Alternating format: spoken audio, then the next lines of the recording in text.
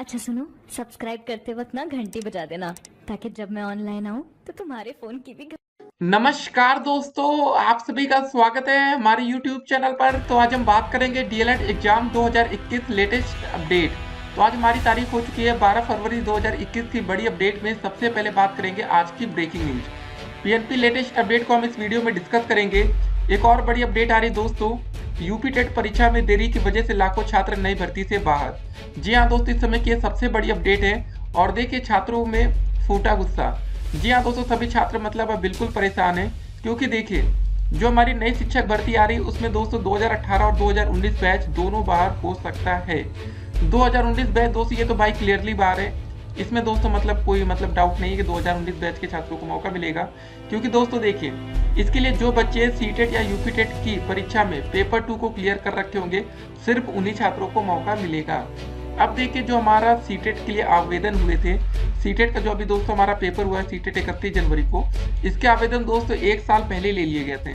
जी हाँ दोस्तों, पिछले साल जनवरी फरवरी में इसके आवेदन हुए थे। तो इनमें भी दोस्तों बहुत से ऐसे बच्चे होंगे 18 बैच के जिन्होंने आवेदन नहीं किया होगा। तो 18 बैच के भी दोस्तों छात्र लगभग बाहर है, नई भर्ती थे। जी हाँ दोस्तों, बड़ी अपडेट में बात करेंगे, आज ढेर सारी अपडेट है कि डीएलएड का स्कूटनी का रिजल्ट कब तक आएगा, बैक पेपर की डेट दोस्तों क्या होने वाली है, इंटर्नशिप में क्या चल रहा है, 2019 बैच प्रथम सेमेस्टर रिजल्ट लेटेस्ट अपडेट को देखेंगे। डीएलएड तृतीय सेमेस्टर डेट शीट 2021 इसकी भी बातें होंगी। डीएलएड 2017-18-19 बैच की लेटेस्ट अपडेट को हम कवर करेंगे। अब देखिए दोस्तों यूपी टेट परीक्षा में देरी की वजह से दोस्तों भाई लाखों छात्र बाहर हो गए, ये बात क्लियर है। लेकिन जिम्मेदार कौन है, सवाल दोस्तों यहाँ पर ये है, आखिर पीएनपी की गलती है या सरकार की। देखिए दोस्तों पीएनपी ने भाई अपनी तरफ से 2 बार प्रस्ताव सरकार के पास भेजा, लेकिन सरकार ने जो भी कही आप इसको, तो यहाँ पर हम नहीं कहेंगे कि पीएनपी की गलती है फिलहाल, क्योंकि इन्होंने तो अपना प्रस्ताव भेज दिया, इन्होंने अपना काम कर दिया। अगर सरकार की तरफ से अप्रूवल मिल जाता तो पेपर हो जाता है। अब सोचिए दोस्तों काफी बच्चे परेशान है।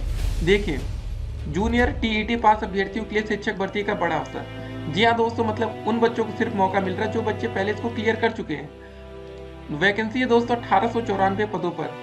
और सबसे बड़ी बात है ना ये भैया, वैकेंसी 7 साल के बाद आ रही है। ठीक है, हर साल नहीं आती, याद रखिएगा 7 साल के बाद आ रही है।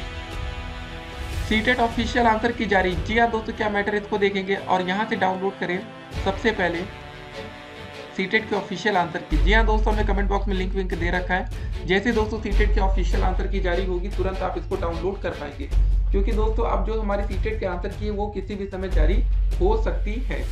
चलिए पहले दोस्तों इस अपडेट को हम जरा देख लेते हैं। जो आपकी नई भर्ती आई है उसमें दोस्तों प्रोसेस क्या है और कैसे कैसे मतलब लाखों छात्र नई भर्ती से बाहर हो रहे हैं। और सबसे बड़ी बात यहाँ पर ये कि ये वैकेंसी हर साल नहीं आती, हर 2 साल में भी नहीं आती, 3 साल में भी नहीं आती। देखिए जरा इस अपडेट को। अपडेट है हमारी प्रयागराज से।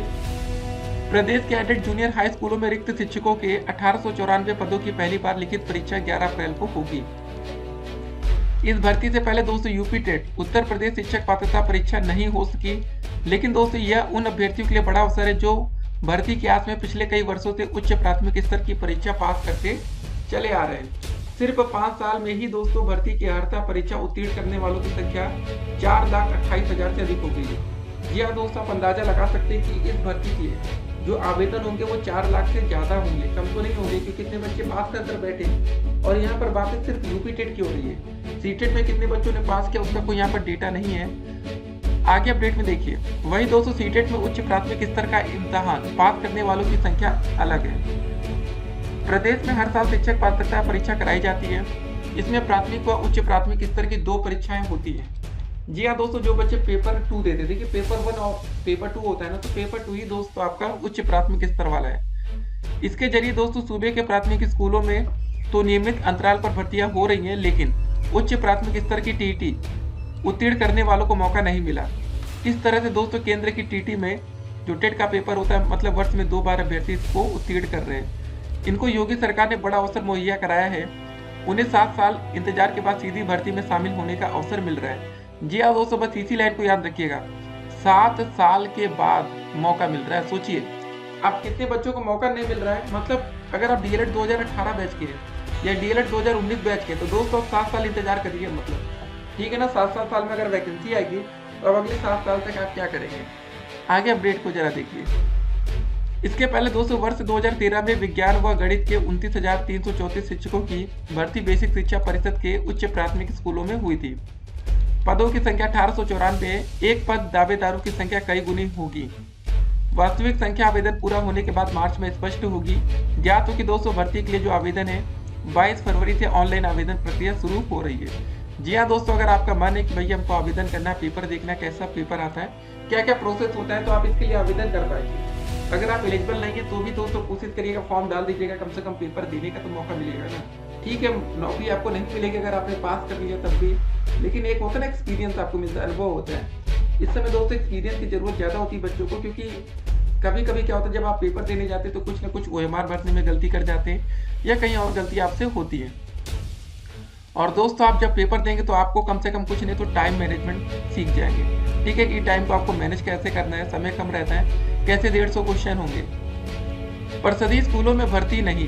जी हाँ दोस्तों, बेसिक शिक्षा परिषद के उच्च प्राथमिक स्कूलों में सहायक अध्यापक के पदों पर सीधी भर्ती नहीं होगी, बल्कि वहां के पद प्राथमिक स्कूलों के शिक्षकों को पदोन्नति देकर भरने का प्राविधान नियमावली में किया गया है। अब ऐसे में एडेड जूनियर हाई स्कूलों में ही दावेदारी हो सकेगी।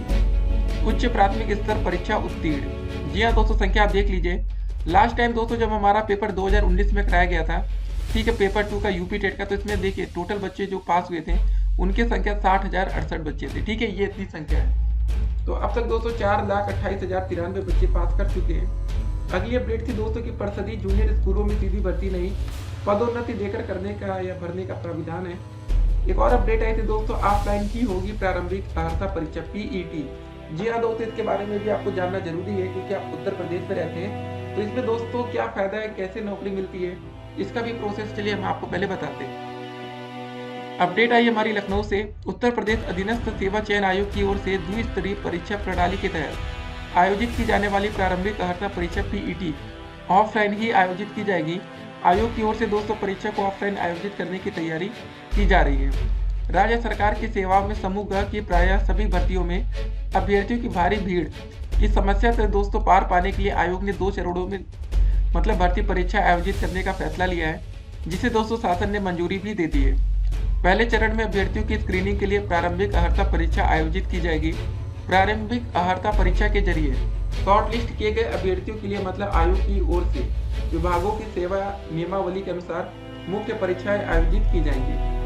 आयोग 2 अप्रैल के आखिरी या मई के पहले हफ्ते में पीईटी आयोजित करने की तैयारी कर रहा है। ठीक है, भर्तियों में तेजी लाने के लिए आयोग प्रारंभिक और मुख्य परीक्षाओं को ऑनलाइन आयोजित करने पर विचार मंथन भी कर रहा था। प्रारंभिक अर्हता परीक्षा में तकरीबन 30 लाख अभ्यर्थियों के शामिल होने की संभावना है। आयोग ने जब आकलन किया तो पता चला कि एक बार में अधिकतम 50,000 अभ्यर्थी ऑनलाइन परीक्षा में बैठ सकते हैं। इस हिसाब से दोस्तों लगभग 30 लाख अभ्यर्थियों के लिए 60 पालियों में परीक्षा आयोजित करनी पड़ेगी, जो दोस्तों अव्यवहारिक होगा। लिहाजा अब प्रयोग ऑफलाइन मोड पर ही प्रारंभिक अर्हता परीक्षा कराने की तैयारी में जुटा है। जी हाँ दोस्तों, प्रारंभिक अर्हता परीक्षा के पाठ्यक्रम और कार्यक्रम को जल्द ही मुख्यमंत्री की मंजूरी मिलने की संभावना भी है। तो दोस्तों ये पूरी अपडेट है। सोचिए कि अगर ये पेपर आपका ऑनलाइन कराया जाता तो कितना बार लगता, 60 पाली। दोस्तों सोचिए, हमारे देश में डिजिटल इंडिया कहा जाता है, लेकिन सोचिए कि 30 लाख बच्चों को पेपर देने की व्यवस्था तक नहीं है, जिस देश की आबादी 100 करोड़ से ऊपर हो। अब अगली अपडेट आई थी हमारे कि लिखने में अगर आपका हाथ कांपता है तो परीक्षा में ले सकते हैं सहायक। जी हाँ दोस्तों, काफी ऐसे बच्चे होते हैं जो लिखते हैं उनका हाथ कांपता रहता है, नहीं लिख पाते। तो देखिए एक अपडेट आई है सुप्रीम कोर्ट से, अच्छी खबर है। सुप्रीम कोर्ट ने दिव्यांगों को गरिमापूर्ण जीवन और सम्मान समान अवसर के लिए सक्षम बनाने की दिशा में गुरुवार को अहम फैसला सुनाया। कोर्ट ने कहा कि लिखते वक्त हाथ कांपना कानून के तहत दिव्यांगता मानी जाएगी और वह व्यक्ति सिविल सेवा परीक्षा व अन्य प्रतियोगी परीक्षाओं में लिखने के लिए सहायक पाने का अधिकारी है। कोर्ट ने दोस्तों केंद्र सरकार को आदेश दिया कि वह 3 महीने के भीतर दिव्यांग व्यक्ति को परीक्षाओं में लिखने के लिए राइटर उपलब्ध कराने के बारे में दिशा निर्देश तय कर दे। तो दोस्तों अगर आपका देखिए लिखते वक्त हाथ कांपना कानून के तहत दिव्यांगता की श्रेणी में आएगा। ठीक है, ये अच्छी खबर है जिन बच्चों के लिए हाथ कांपता था, नहीं कर पाते थे पेपर। अब दोस्तों उनको कंपटीशन के पेपर में कम से कम एक राइटर, जी हाँ दोस्तों, आपको एक सहायक रखने का अधिकार होगा। लेकिन अभी इसके जो दिशा निर्देश है अगले 3 महीने में तय कर दिए जाएंगे कैसे कैसे काम होगा। तो ये सब दोस्तों पूरा मामला है। आप देखिए ऐसी अपडेट को जरा देखते रहा करिए कि क्या क्या हो रहा है, क्या क्या दोस्तों अपडेट आ रही, क्या क्या बदल रहा है। और देखिए सबसे बड़ी दिक्कत हमारी यही है कि डीएलएड के यहाँ पर लाखों बच्चे बाहर हो जाएंगे, जो कि दोस्तों काफी दुख की बात है। एक तो वैकेंसी 7 साल के बाद आ रही, सुनने में भी इतना बेकार लग रहा है कि यार 7 साल से बच्चे इंतजार कर रहे थे, अब वैकेंसी आ रही तो दोस्तों सभी बच्चों को मौका नहीं। यूपी टेट में इतनी बड़ी लापरवाही की जा रही, मतलब क्या हो रहा है आखिर हमारे देश में। जी हाँ दोस्तों, मतलब अगर ये यूपी टेट समय से करा लेते तो कम से कम सभी बच्चों को यार ये तो हो जाता, सेटिस्फेक्शन तो होता है, हमने पेपर दिया, हम फेल हो गए, हम नहीं दे पाए। लेकिन अब अंदर आपके अंदर एक गुस्सा बैठ जाएगा कि ये जानबूझकर ऐसा किया जा रहा है कि हमें मौका ना मिल पाए। देखिए दोस्तों, लास्ट टाइम सिर्फ 60,000 बच्चे पास हुए थे, इसका मतलब ये नहीं कि और बच्चे पेपर दिए नहीं थे। रीजन ये था कि मैक्सिमम बच्चों ने पेपर छोड़ दिया था। कहा यार जब वैकेंसी नहीं आती तो क्या मतलब। सोचिए ना आप लोग कि 2013 के बाद दोस्तों 2019 में लास्ट परीक्षा हुई थी, जब इतने साल से दोस्तों पेपर ही नहीं हो रहा था, मतलब कोई नोटिफिकेशन नहीं आ रहा था भर्ती को लेकर, तो बच्चों ने पेपर देना छोड़ दिया। अब इस बार दोस्तों नोटिफिकेशन निकालने की बात हुई तो फिर इतनी जल्दी हो गई इनको कि नहीं हम 22 तारीख से ही ऑनलाइन आवेदन लेंगे। अगर कैसे ये चाहते हैं तो पहले तो ये यूपी टेट का पेपर करा लेते, उसके बाद का दोस्तों ये प्रोसेस हो सकता था, लेकिन एक बड़ी लापरवाही हो रही है। चलिए दोस्तों, सीटेट 2020 का जो पेपर दिए होंगे बच्चे, मतलब सीटेट का पेपर 31 जनवरी वाला जिन बच्चों ने दिया होगा, कम से कम उन छात्रों को मौका मिल सकता है। तो गाइस देखने वाली बात होगी कि क्या होता है, किनको मौका मिलता है, किनको नहीं मिलता है। ठीक है, अपडेट दोस्तों हम ऐसे आपको देते ही रहेंगे। फिलहाल देखिए वीडियो के अंत में बस ये कहेंगे, CTET third semester date sheet 2021। देखिए गाइस ये पीएनपी है, यहाँ पर कुछ भी कंफर्म नहीं होता है। आप लोग काफी ज्यादा परेशान रहते हैं कि पेपर मार्च में होगा कि अप्रैल में होगा या फरवरी में। देखिए दोस्तों, जब भी पीएनपी चाहेगी तब भी आपका पेपर हो जाएगा, क्योंकि 4th सेमेस्टर पेपर जो हमारा हुआ था फरवरी के फर्स्ट वीक में, काफी बच्चों को ऐसा ही लग रहा था पेपर नहीं हो पाएगा। ठीक है, पीएनपी इतनी तेज नहीं है, लेकिन दोस्तों देखा आपने पेपर हो गया। फिलहाल देखिए अगर सब कुछ ठीक से होना चाहिए तो देखिए सबसे पहले अगर आपका कुछ होना चाहिए तो आपका स्कूटनी का रिजल्ट आना चाहिए, लेकिन इसके लिए जो ऑनलाइन आवेदन है वो 4 मार्च तक लिया जा रहा है। मतलब इतनी ज्यादा लंबा डेट कर दिया इन्होंने कि भगवान ही जाने।